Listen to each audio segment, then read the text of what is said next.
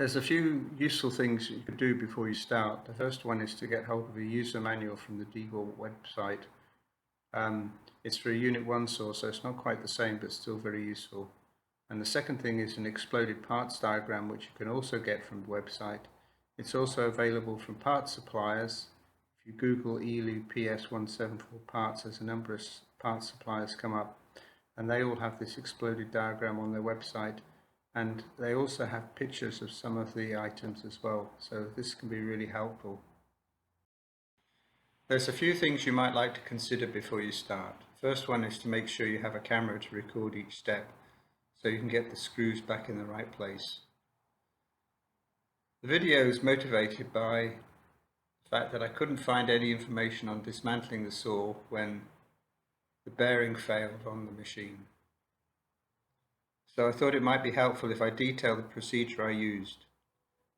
I'm not sure this is necessarily the best or even the correct way, but it worked for me. Hopefully it will be helpful for you. But before you start, just make sure the saw is not connected to the mains power. Hopefully these instructions will prevent you ending up in this situation where the saw is completely dismantled. The first step is to remove the saw blade, which a lot of people will have done already. The key thing to remember here is just to make sure that you turn the screw clockwise to undo it. There's the Allen screw and the flange that comes off with it. The next step is to remove 4 screws holding the fixed saw guard. One screw is located here, another one up here, one around here, another small one under here. This enables you to remove the fixed guard.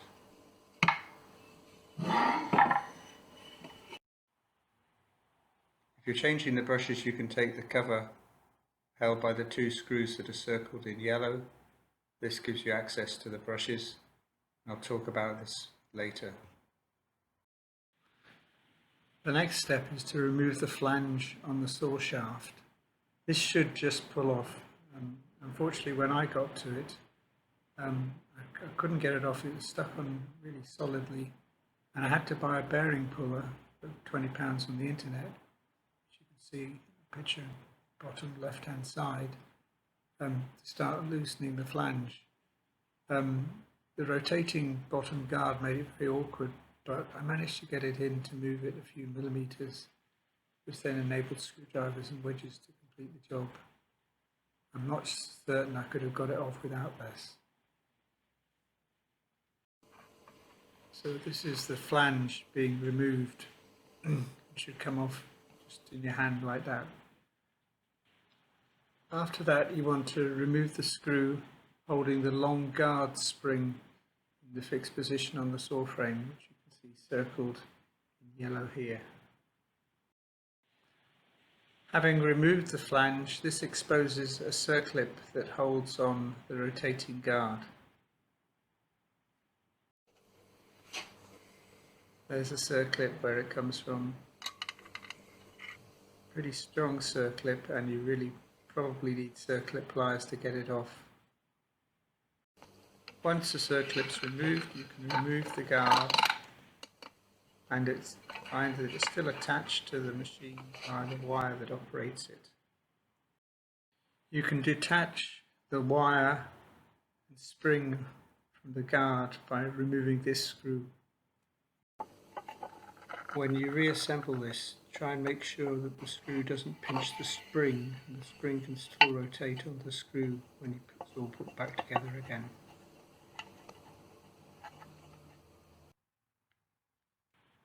Having done that, you can undo the 3 screws that hold the flange to expose the front bearing.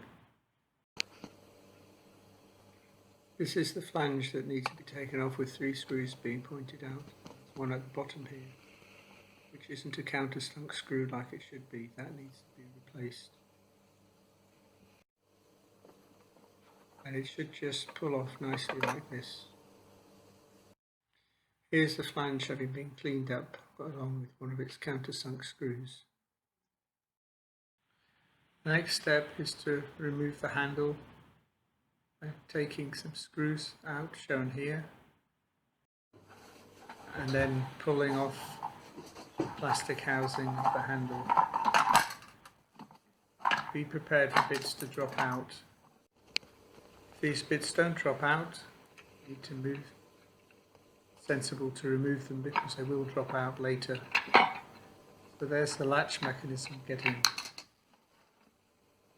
removed.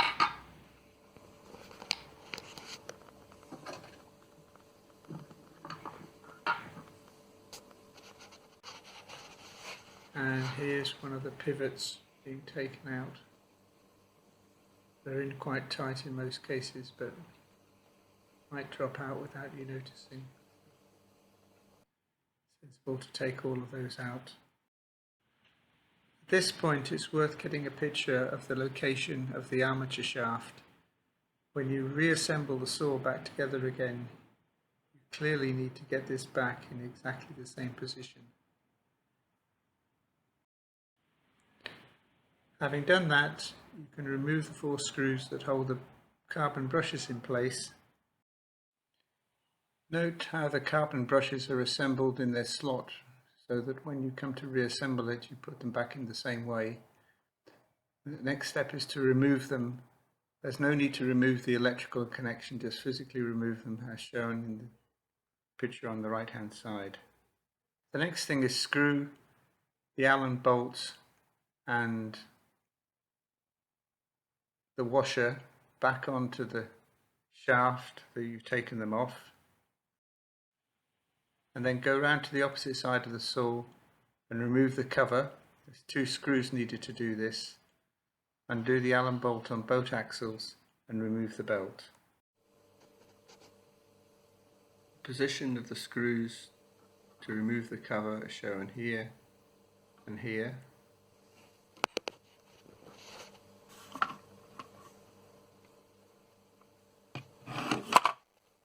Once the cover is removed, the large pulley exposed, the belt's been removed as well as a small pulley. Next, you should remove the 4 screws holding the plastic housing on the back. These are identified by the 4 yellow circles, the picture on the right hand side. And once these are removed, you should then be able to gently tap the shaft on the blade end, which should push out both the armature and the saw drive shaft together, with the plastic housing holding them all together. Here you can see the small pulley and drive belt. The next step is to remove the large pulley wheel, preferably using the puller, and be careful that you don't lose the key which stops the pulley spinning on the shaft. If you look carefully at the bearing on the right hand picture, you can see the damage that's there with a lot of the balls missing. This is the little pulley being removed from the armature shaft. Once the pulley has been removed, the shaft can be used to tap out both the front and rear bearings. Some items in my toolbox which were helpful with extracting and installing the bearing are shown here. In particular, the large sockets where the outer rim of the socket was the same diameter as the bearing was very good with trying to install new bearings. Reassembly is simply the reverse. Never quite turns out like this, but points to note are as follows. Putting the new bearings in requires care, and if at all possible, it's good if you can use a press, but if not, try and use a cylinder of the right diameter to suit the bearings, as discussed in the previous slide.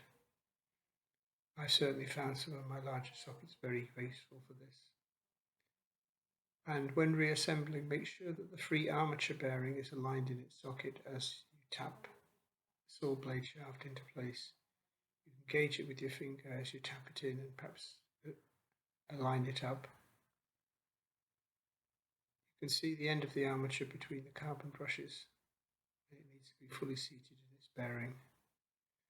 If the armature is not rotating freely, when you tighten up the 4 screws holding the drive belt plastic housing, you haven't got it aligned properly.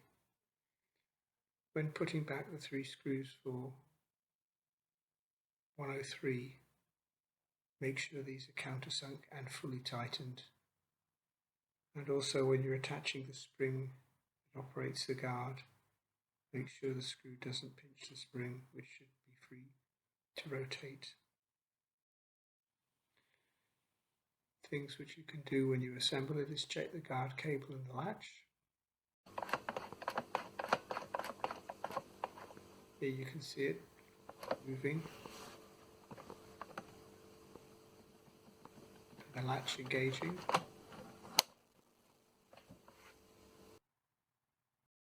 Check the guard motion.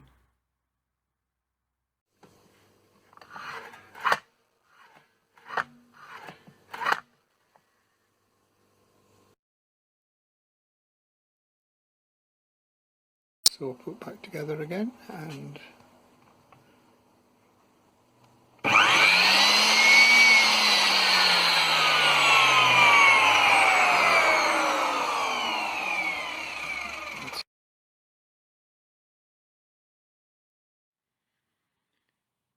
finally, hopefully you found this helpful.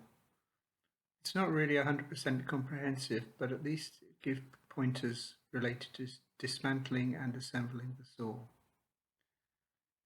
Please note that I didn't take my own advice and unfortunately didn't photograph every part of the saw being dismantled, so some items in the pictures have been removed out of sequence. I hope this does not cause any problems.